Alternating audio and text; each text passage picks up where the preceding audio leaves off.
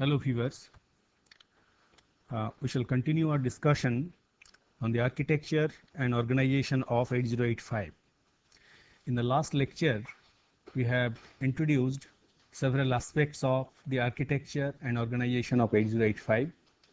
We have discussed the ALU, the capabilities of the ALU. We have discussed the interface section, various lines which are provided for interfacing memory and input-output devices. If ALU is the brain of the system of the CPU, then the timing and control unit is the heart of the CPU. So today we shall discuss in detail the timing and control unit, which is heart of the central processing unit. Just like heart pumps blood to other organs of the body, similarly the timing and control unit sends signals, various types of control signals, to keep various subsystems alive and in working condition.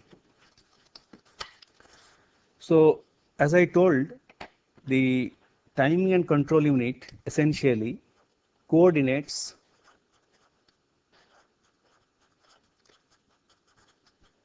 and controls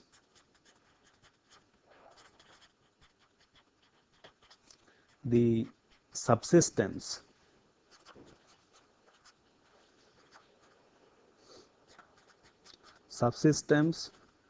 within CPU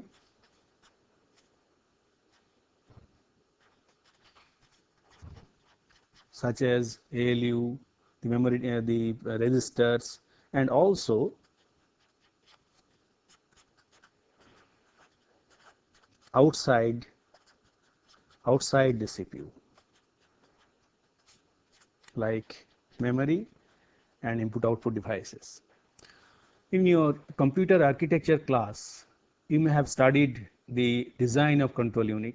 As you know, control unit can be designed in two ways. One is known as hardwired.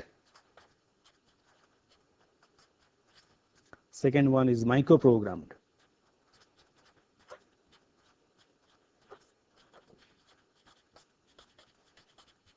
But irrespective of whatever way it is designed, the function is same.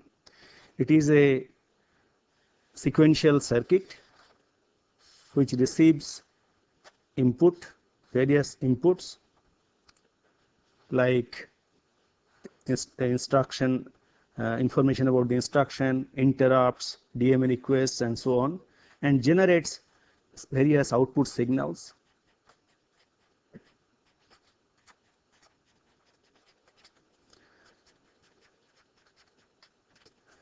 And of course, it is done sequentially under the control of a clock. So this is the control unit, timing and control unit, you can say. We shall first briefly discuss about this clock. You may have some idea about the clock. I shall very briefly discuss by what do you mean by clock, what it is, what are the different types, and how it is generated inside the microprocessor. Clock can be single phase,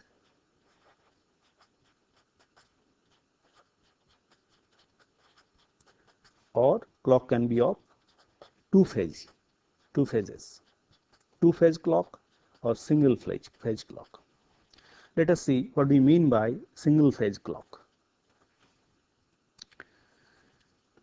A single phase clock will have this kind of repetition of signal. It can be characterized either by two levels. This is your high level and low level, or sometimes it is characterized by two edges. This is your high to low,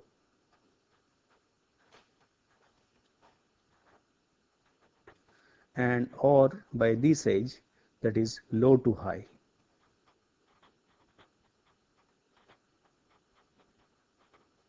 In other words, as you can see here, it has got two states, high or low, or two transitions, high to low, low to high.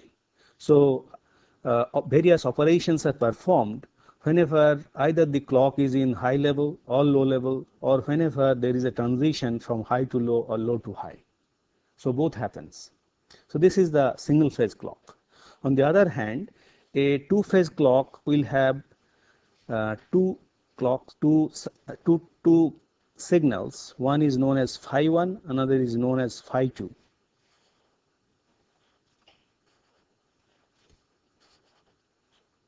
This is your, let's assume this is your phi 1, and another signal like this.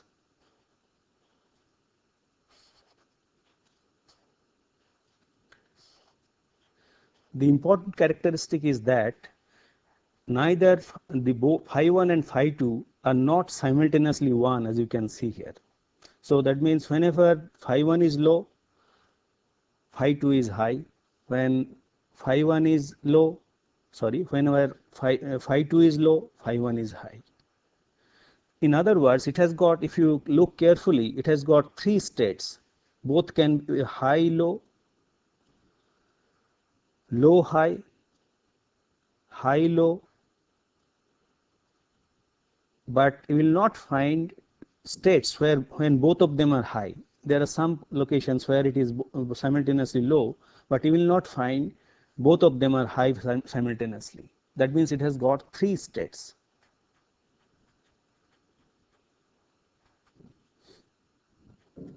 Three states, by that I mean low, high, high, low, and low, low.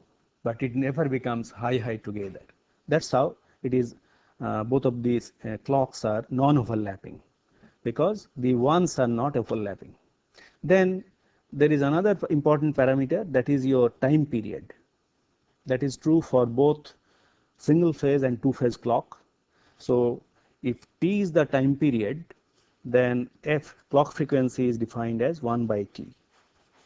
So T can be either in second, millisecond, nanosecond. Nowadays the time period is usually specified in nanosecond because clock frequency is so high that it is specified in nanosecond, and frequency can be stated in hertz, megahertz, gigahertz, like that. Now, how this clock is generated in case of microprocessors? It is possible to generate the clock externally, then apply it to the microprocessor. Another alternative possibility is that the clock circuitry is inside the microprocessor, but some component which cannot be fabricated within the IC has to be kept outside the chip. For example, in case of 8085 microprocessor, that quartz crystal which is necessary for crystal oscillator is has to be connected from outside. On the other hand, the other parts of the circuitry, electronic part of the circuit, oscillator, is inside the chip. So only external component that you require is a crystal, quartz crystal of some frequency, and some few capacitors, so that the quartz does not oscillate at harmonic frequency. So in case of 8085, the situation is like this. So this is the 8085. Inside the 8085, you have to connect a crystal, quartz crystal, and these two pins are X1 and X2, and you have to connect one capacitor to this end, small value of capacitor, 10 picofarad or some value like that. And inside the chip there is a oscillator, some kind of feedback is there. First, as you know, for oscillation you require positive feedback, and to generate two-phase clock which is required internally, a flip-flop is used, T flip-flop. This is your Q, this is your Q bar, and you get phi 1 and phi 2. So although externally you are applying a crystal, only a crystal, inside the chip we are generating two-phase clock. Two-phase clock has many advantages, and particularly in the realization of VLSI circuits, you will see that two-phase clock is widely used, And in this class, obviously, we don't have scope to discuss the advantage of two-phase clock. But if you attend a course on VLSI circuit, all these things you will learn. But just for your information, inside the chip we are using two-phase clock, but to outside you get only one-phase clock. That is your clock. Of course, it is available through an inverter. So there is a pin called clock on the microprocessor. There are two pins, X1 and X2, where you can connect the crystal, and through this clock pin you get clock which is generated internally for external use. So this is how it happens in case of your 8085. So this is within the chip and this is external to the chip. This side is external to the chip and this part is within the chip. So this is how clock is generated in case of 8085 microprocessor. Now, under the control of the clock, the instructions are sequentially fetched from the main memory, one after the other, and it is executed within the CPU.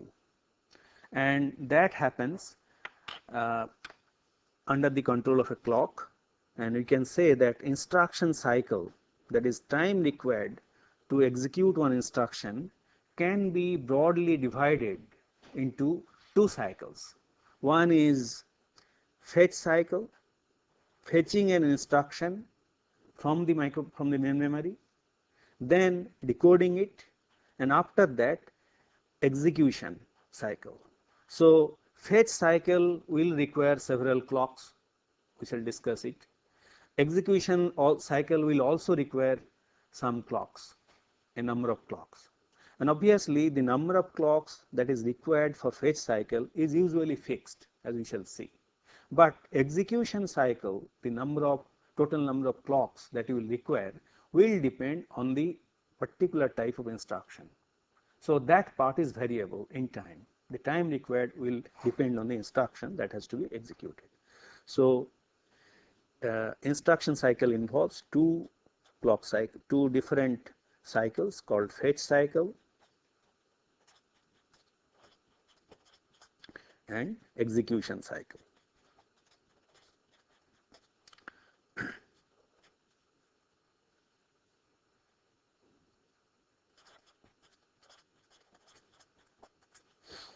Now, execution cycle, as I told, will have different variations. It will have variable time.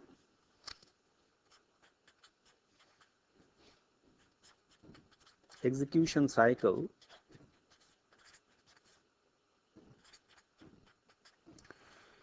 will be variable in time because for execution you may have to fetch some operands from the main memory. So, or you may have to write some data which is generated after execution of the instruction into the memory. So, execution cycle will involve some read cycles, one or more read cycles, or it may involve one or more write cycles. You can say that execution cycle will involve read cycle, one or more, write cycles, one or more, or some combination of them. And we shall discuss in detail how this happens for different instructions. Inside the chip, how actually fetch cycle happens? As we know, this is the internal circuitry of a microprocessor. You have got some internal bus,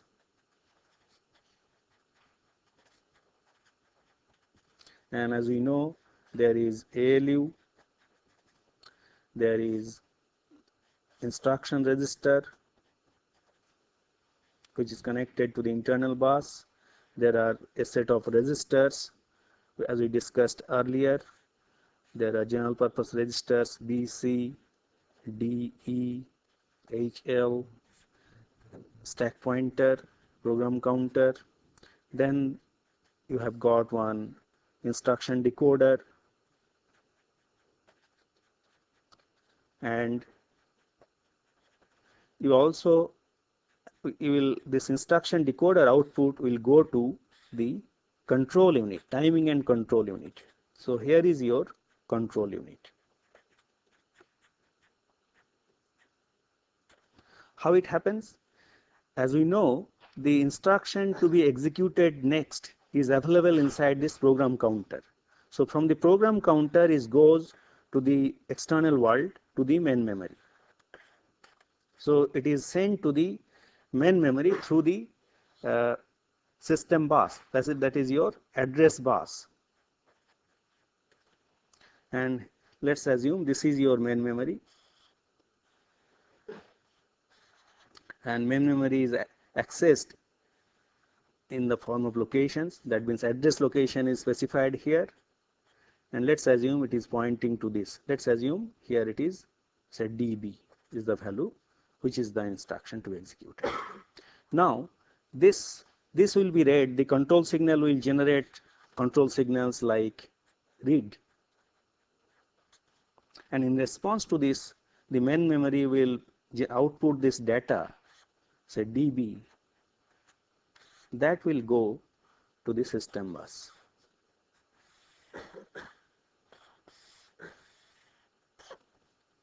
So sequence of events starts in this manner. First, the program counter generates the address. It goes to the main memory through the external bus. Then the data is read, and this is your data bus.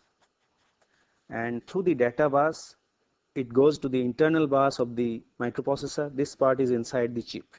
And then it goes to the instruction register, IR. It is decoded. Control unit generates the control signal. So it does the other operations. So in this way, the instruction execution takes place. So the address is generated by the CPU, and accordingly the control unit generates various control signal. Here control signal is shown only for the main memory, but it generates signals for all the different parts, for controlling registers, for controlling ALU, and so on. So in this way the fetch cycle is executed. Now let us see how it is done in terms of clock cycles.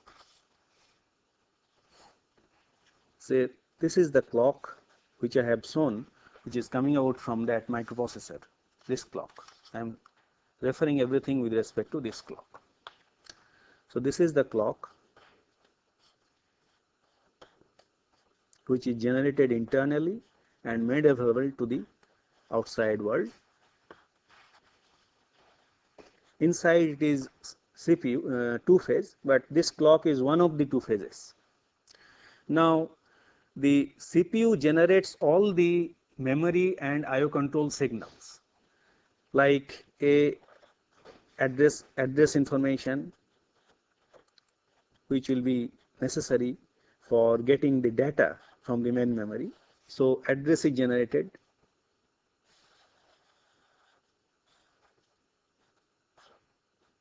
This is the higher order bit address. That means PC 8 to 15, program counter value 8 to 15 is available on these lines. Then program counter value 0 to 7 is available on these lines. But it is available only for T1 clock cycle. One clock cycle, which is designated as T1. And during this period, there is a signal known as address latch enable is also generated, ALE. ALE is generated, and that means whenever ALE is generated, this corresponds to the lower or the whatever value is available on AD 0 to 7 corresponds to the lower order bit of the address. So the outside world gets higher order bit of address through PC 8 to 15 and lower order bit through this AD 0 to 7 lines. And of course the other signals like IOM, S0, S1, these are all generated simultaneously during this period. In response to this, the main memory will respond with the instruction, and it will be available on this same data lines. So after some time you get the instruction which is available on the data bus. Now it is data. So here it is your instruction which is fetched from the main memory. And this reading operation is done with the help of this read signal.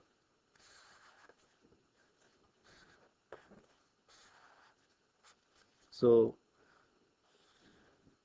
with the help of this read signal, the read operation, this instruction is read into the main memory. That means the instruction is transferred from this bus. This is your data bus AD0 to 7.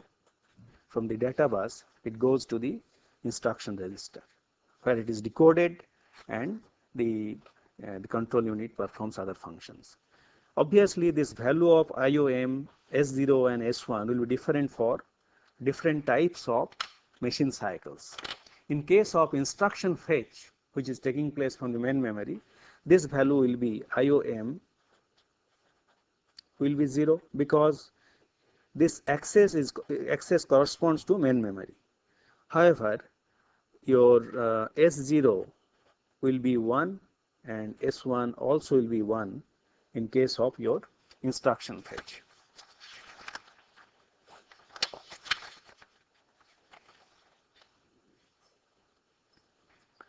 Okay, so this is how instruction fetch will take place in case of under the control of the clock. And instruction fetch is completed, as you can see, within 3 clock cycles, T1, T2 and T3. Within this, the instruction is going inside the inside the CPU. Then inside the CPU, the decoding is done during this 4th clock cycle, T4. And if no operand fetch is necessary from the main memory, instruction execution can be completed during this clock 4, T4. That means, suppose you are performing execution of 2 register operations. Say the one operand is in accumulator, another is in register B. There is no need to fetch anything from the main memory. So that operation can be performed within this clock cycle. So instruction execution may be completed just in one machine cycle or in 4 states. So this is known as state 1, state 2, state 3 and state 4. So this is one machine cycle.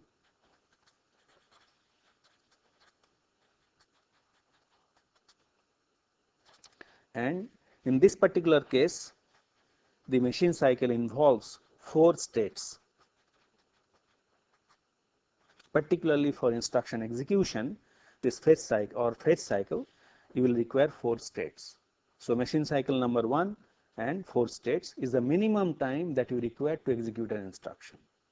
However, if it requires to fetch operands from the main memory, then you have to perform read operations. Or say after calculation, if you have to store the data into the write into the main memory, again you have to perform write operations. So it will involve one or more read or write cycles, and this is done in this manner. A read cycle, as you can see, the clock, the lower higher order bit address, we see 8 to 15, then your PC 0 to 7 are generated here. Here you are reading the data under the control of the clock. During T1, you get the address of the operand, and during T2 and T3, you get the data. So for read operation, you require 3 states or 3 clock cycles. Similarly, as you can see here, read operation is performed during this period. So you are reading this data under the control of this read signal. Similarly, the write cycle can be completed in three states or 3 clock cycles. And during write cycle, the write signal is, as you can see, write signal is activated. During read operation, read signal is activated by the CPU. So this is how read and write operations are performed.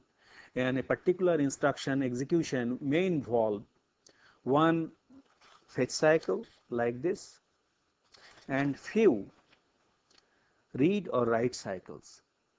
And later on, when we shall discuss instruction execution in more detail, we shall see how these various machine cycles, fetch cycle, read cycle, write cycles are combined together to execute different instructions. Now, this is so far as the instruction execution is concerned. We have seen that CPU is interacting with the memory and input-output devices. So it is performing reading of the instruction from the main memory, reading operands, writing result into the main memory. Apart from that, we have seen that microprocessor is provided with various CPU and bus control signals. And one important CPU control signal is the interrupt. And as you have seen, the microprocessor 8085 microprocessor is provided with a number of interrupt signals. In other words, the microprocessor 8085 has a very powerful interrupt structure. In this diagram, the hardware interrupts which are provided by 8085 is nicely depicted, summarized. So let me explain the interrupt structure of 8085 with the help of this diagram. There are, as you have seen, there are 5 interrupts: trap, RST 7.5, RST 6.5, RST 5.5, and INTR. Trap, RST 7.5, RST 6.5, RST 5.5, and INTR. So you have got 5 interrupts, out of which this trap is non-maskable. It cannot be masked. Non-maskable.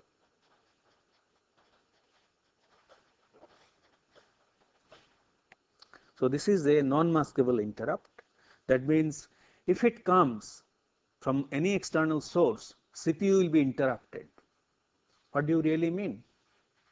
Whenever the CPU gets interrupted, it will start executing the instruction it was executing.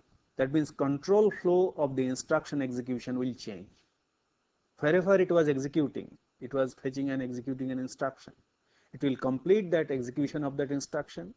After that, it will branch to a particular memory location. That memory location is specified for trap, it is 24H. It is called vector address.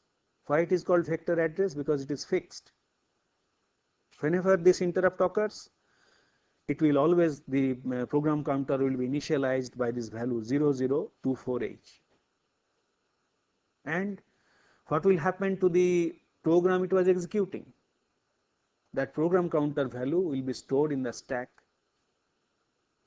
So this location 0024 will be essentially the address of the interrupt subroutine, interrupt service subroutine. That means the interrupt service subroutine corresponding to trap will start from memory location 0024. And after that subroutine execution is over, then it will return from that subroutine, and program counter value which was stored in the stack will be recovered, and program counter will be initialized by that value. So this is how the processor will respond. Now this is the case of non-maskable interrupt. Now as you can see here, this particular sensitivity which is shown here, this trap is sensitive to both level. That means if that line goes to high level, trap will be activated. If there is a low to high transition, even then this trap will be activated.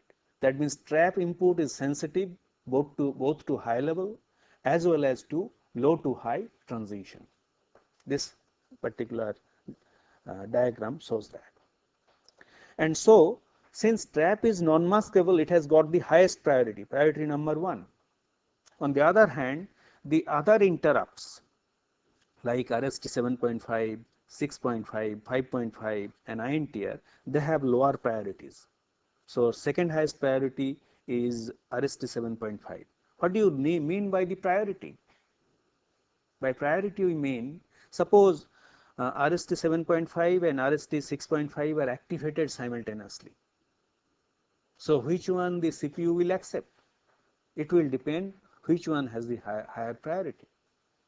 So depending on which one has the higher priority, that will be activated. And as I was telling, that 2, 3, 4 and 5, all these are maskable interrupts. That means a programmer can disable all these interrupts by setting separate flag bits. How it is done? As you can see here, there is a enable interrupt and disable interrupt. These are instructions. With the help of this, you can disable the entire interrupt systems. That means if this is low, then none of these interrupts will be activated if this is connected to all. So if it is enable interrupt, it is set, then it is 1. On the other hand, whenever you execute disable interrupt, or if there is any interrupt, if any interrupt is recognized, then automatically the interrupt system is disabled. And then this line is 0. That means none of these interrupts can be activated. So interrupts, all the interrupts can be disabled by executing an instruction known as disable interrupt. And all these interrupts can be enabled by executing an interrupt known as instruction known as enable interrupt. EI is enable interrupt, DI is disable interrupt. Moreover, these interrupts have several, separate masked bits. They can be selectively masked. So using enable interrupt and disable interrupt instructions, you can disable all the interrupts or enable all the interrupts. But what you can do, if you want, you can enable the interrupt system, but you want to disable some of them selectively. That also can be done by programming these values. There are some mask bits. These mask bits are provided inside the CPU, which can be programmed by using an instruction known as SIM, set interrupt mask. There is an instruction known as set interrupt mask, SIM, with the help of which these flag bits can be set or reset. And that way you can selectively enable or disable these interrupts. Clear? Now, as you can see, interrupt enable, that is master interrupt enable. Yeah, that enable interrupt enables all the interrupts, or disable interrupt disables all the interrupts. But using these mask bits, you can selectively enable or selectively disable. That's the point. So now you can see the sensitivity is also different for different interrupts. For example, for RST 7.5 it is edge sensitive. For RST 6.5, 5.5 and INTR, these are all level sensitive. Now, whenever an interrupt occurs, whether it will be activated or not will be dependent on two things, as you can see. First of all, whether this line is 1. 1 means unless enable interrupt is active, it will not be 1. Or this mask bit is 0. If it is 1, then it will be deactivated. So if it is 0, then it is 1, input is 1, so it will be active. That means this should be 1, this should be 1, only then this enable will be activated. So it is necessary that enable interrupt should be active, mask bit should be 0, so that this interrupt is activated. And since it is edge sensitive, that's why you require a flip-flop to store the information. If it is level sensitive, then you don't require a flip-flop here. And in case of RST 5.5, 5.5 and INTR, as you can see, this kind of flip-flop is not there.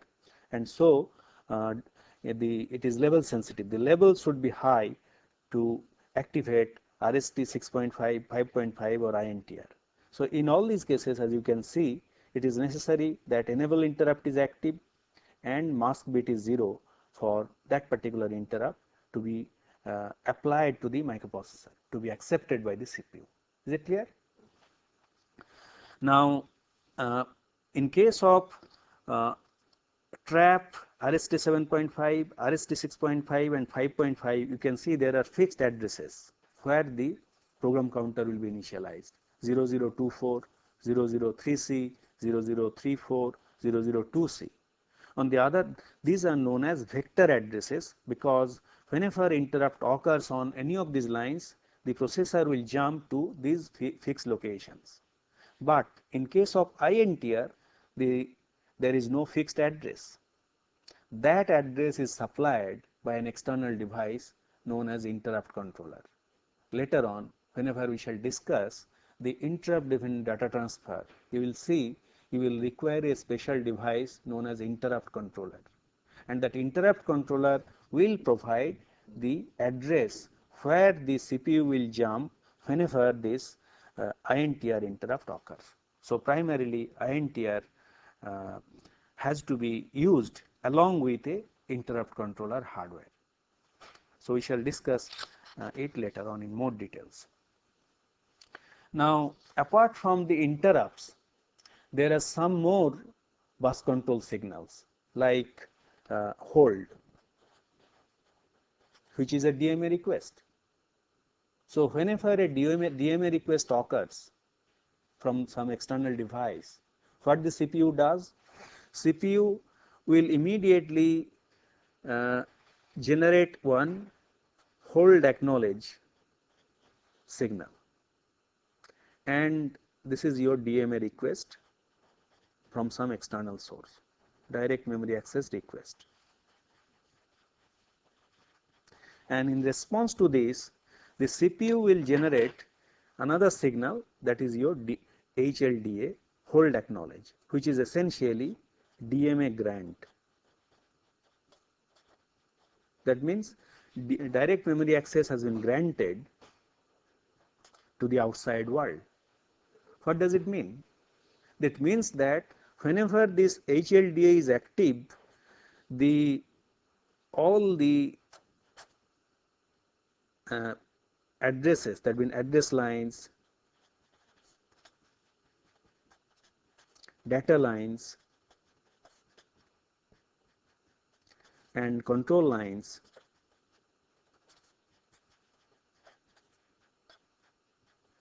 are tri-stated.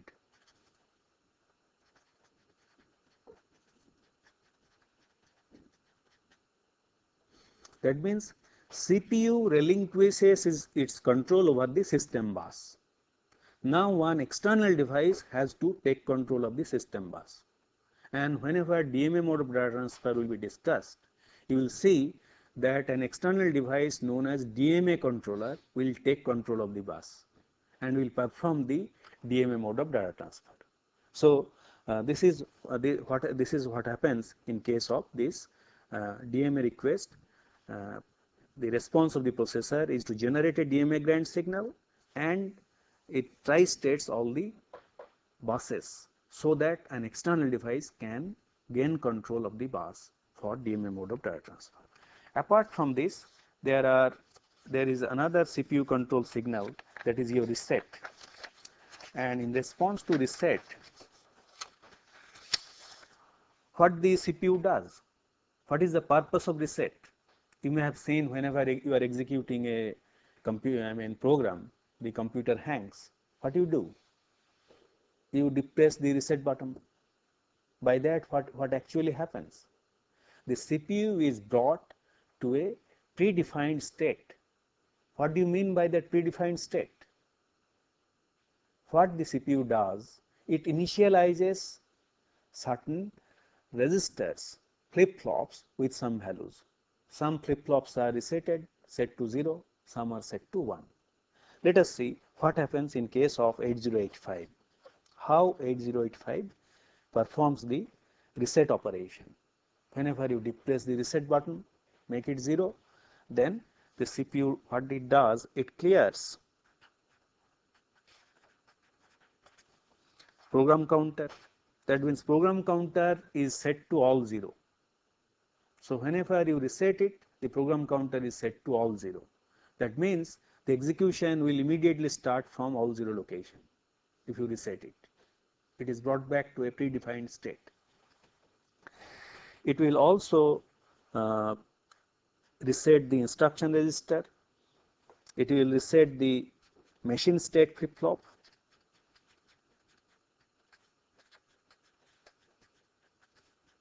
we have seen that the inside the timing and control unit has got some flip-flops with the help of which the state of the machine, in whether it is in T1 or T2 or T3 or T4, that information is stored. So this is also resetted. Then machine cycle flip-flop.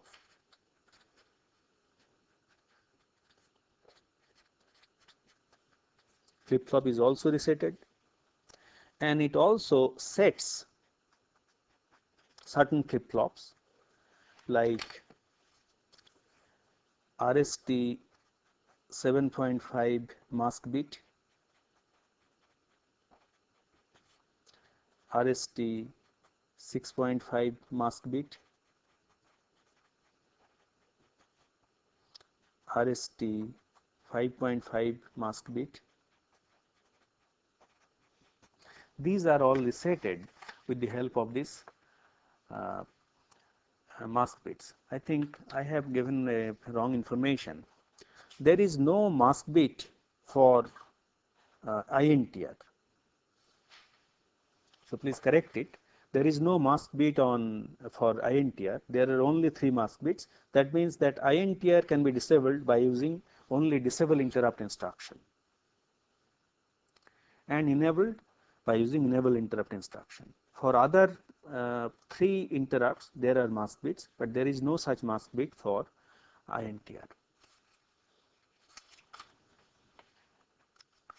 So these are the responses of the microprocessor. Now, as you have seen, the 8085 timing and control unit, or any timing and control unit, is nothing but a sequential circuit. How its operation can be explained? With the help of a state transition diagram. You have studied sequential circuits. How the behavior of a sequential circuit is explained? With the help of a state transition diagram. And in case of any microprocessor, the control unit is a very complex sequential circuit. It will have a very large number of states, and obviously the description of the entire operation with the help of a state transition diagram is very complex. We shall try to explain a subset of the operation with the help of a state transition diagram of 8085. Even the simplified state transition diagram looks like this. How it works? Whenever you reset, it goes to a state known as T reset. We have seen what happens whenever you reset it. So it goes to a state T reset. After that, it starts fetching and executing instructions. As you know, it will start fetching instructions from all 0 locations, 0000 memory location. So it will go to that T1 clock cycle of the instruction fetch cycle. Now, what can happen? Later on, you may have executed one halt instruction. Then it will go in this direction, but we shall not discuss it right now. Normally, whenever you are resetting, immediately after that, obviously halt instruction will not be executed. So it will go to T2. Now, it will go to T2, and before going to T3, it will check 2 things. It will check whether there is a ready signal activated or not. As we have explained, the ready signal is used to interface slow memory and input-output devices. So some additional clock cycles are introduced in between T2 and T3. We have discussed about the read and write cycle. So if the memory devices are slow, then in between T2 and T3, some wait cycles will be introduced, which are known as T-wait. Later on, when we shall discuss interfacing of memory, particularly slow memories, we shall see how wait cycles are introduced. So this diagram shows, this state transition diagram shows how this really happens. That means after T2, it goes to this T-wait, and it will remain in that wait cycle. It will keep on generating that wait cycles until the ready signal is withdrawn or ready signal comes from the memory or input-output devices. And whenever the ready signal comes, or there is a then it checks whether there is a DMA request. After T2, it checks whether there is a DMA request. If there is a DMA request, it sets the DMA hold acknowledge flip-flop.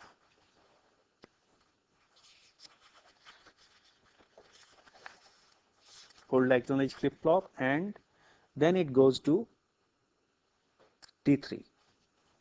Here something is missing. It will go to T3. It goes to T3. Then after T3, if it is a first machine cycle, that is instruction fetch, it will go to T4.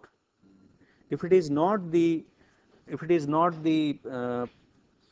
first machine cycle, then obviously it will bypass and it will go to this line. If it is the instruction fetch cycle, it will require 4 clock cycles. But if it is memory read, memory write, then 3 clock cycles are sufficient. Then it will go here.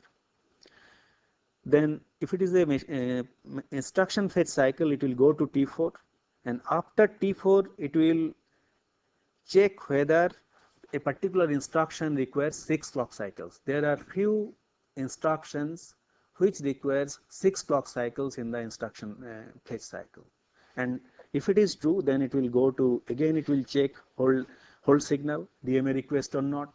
Then after that it will set that hold acknowledge flip-flop. Then it will go to T4, T5 and T6, 2 more clock cycles, then it will come out. And if the hold acknowledge flip-flop is set, then it will go to hold state. Hold state means it will tri-state the buses and remain in that condition until that DMA request is withdrawn. It will remain in that state. And whenever there is no DMA request, it will check whether it is the last instruction of the machine cycle or not. If it is the last instruction of the machine cycle, it will check whether there is any valid interrupt or not. If there is no such, if it is not the last instruction of the machine cycle, then it goes to, if it is not the last machine cycle of the instruction, it goes back to T1. That means another cycle is started. If it is not so,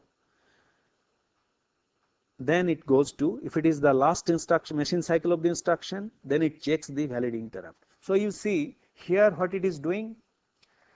It is checking whether you have reached the last machine cycle of the instruction or not, and it checks whether a valid interrupt has occurred or not at the end of the last machine cycle of the instruction. What does it mean? It means that the checking of the instruction occurrence by the CPU take place only after the end of the execution of each instruction. On the other hand, DMA request, say here you are checking, here you are checking much before that. So if somebody asks you a question that there is a DMA request and interrupt request, both have come together, which one will be accepted? Obviously the DMA request will be accepted first because it is checked much before. Even before the execution of an instruction, it is being checked and it goes to the hold state. But only at the end of the execution of each instruction, the interrupt is checked, and if there is an interrupt, then it sets that interrupt flag bit, interrupt acknowledge flag bit, resets that interrupt enable flag bit, and it goes to execute an instruction. Let's now consider the other parts which we have not yet discussed. If there is a DMA request, it will continue to remain in this particular state known as T hold, and it will reset the hold acknowledge flip-flop, and only when that is withdrawn, that means hold acknowledge is withdrawn, hold signal is withdrawn, it will come out of it, it will reset that hold acknowledge flip-flop. But if it will also check whether it was halted or not. Suppose in between one halt instruction was executed. Halt is 7.6. suppose you have written a program of 10 lines. At the end of those 10 lines, you should write one instruction known as halt. The reason for that is so that the subsequent instructions, subsequent part of the memory locations may be garbage. You have not written anything, are not executed. So you will write halt. Halt means the CPU will not fetch those garbage memory locations and try to execute. And so if halt instruction has been executed, it will go to that halt state, and it will come out of the halt state in three situations: whenever there is a valid interrupt or there is a DMA request. And you can see here, if there is a DMA request, after performing that DMA operation again, it will come back to the halt. So only way the CPU goes out of the halt state is with the help of a valid interrupt. That's why in some cases it is also known as wait for interrupt. It waits for interrupt. So after it comes out from the halt state, it resets the hold acknowledge flip-flop, sets interrupt acknowledge flip-flop, resets INT flip-flop, and goes back to the T1 state. So from this state transition diagram, one thing is clear, that CPU continuously performs execution of instructions one after the other with the help of different machine cycles and clock cycles or states. And in between, if there is an interrupt request, if there is a DMA request, accordingly it performs certain operations, and it either goes to hold state or halt state depending on there is a DMA request, or if you have executed one halt instruction, and so on. So we have discussed in detail the function of the timing and control unit of the 8085 microprocessor, and we have seen how instructions are executed with the help of a 8085 microprocessor.